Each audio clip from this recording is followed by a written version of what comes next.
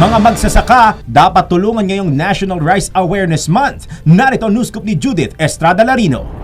Kinalampag ni Senador Amy Marcos ang gobyerno na sulitin ang pagdiriwang ng National Rice Awareness Month ngayong Nobyembre at tulungan ang mga lokal na magsasaka. Mungkahin ng Presidential Sister gamitin ang buong buwan sa pagsusulong ng mga inisyatiba gaya ng pag-aayos ng Registry System for Basic Sectors in Agriculture at mga listahan ng karapat-dapat na beneficiary ng tulong sa bigas.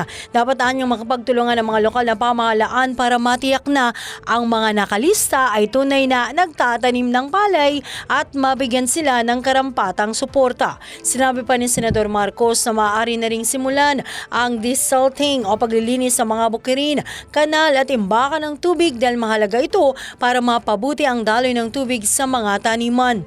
Nanawagan din na ang Presidential Sister sa Department of Agriculture na maglunsad ng mga programang pangkabuhayan para sa mga magsasaka tulad ng pagtatanim ng mabilis anihin gaya ng Chinese kangkong at kamote at pamimigay ng kambing, biik, pato at manok bilang dagdag na kabuhayan sa mga binagyong magsasaka.